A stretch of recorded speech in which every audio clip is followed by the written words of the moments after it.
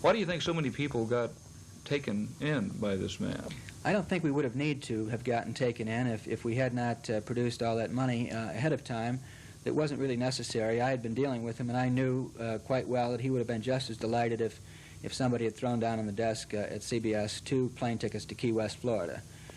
He never asked for money ahead of time.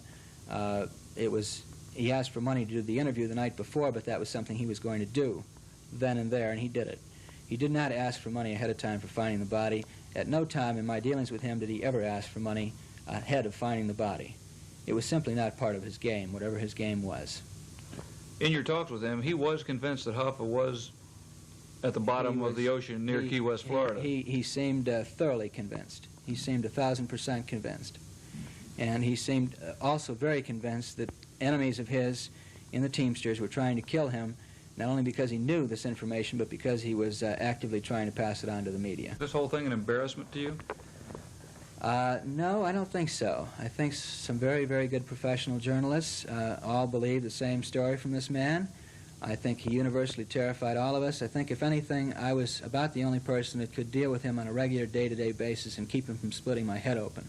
And we now know from the FBI in Washington that MEDLIN is a very tough cookie.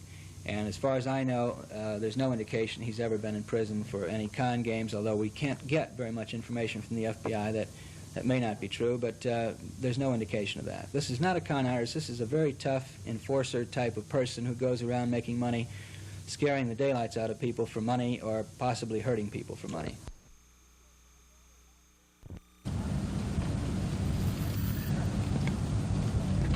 Have any comments on the indictments and the situation today? None whatsoever. Do you, None whatsoever. what do you think? What do you think's behind it all? I don't know. You think you're being sort of persecuted? Persecuted, yeah. Why?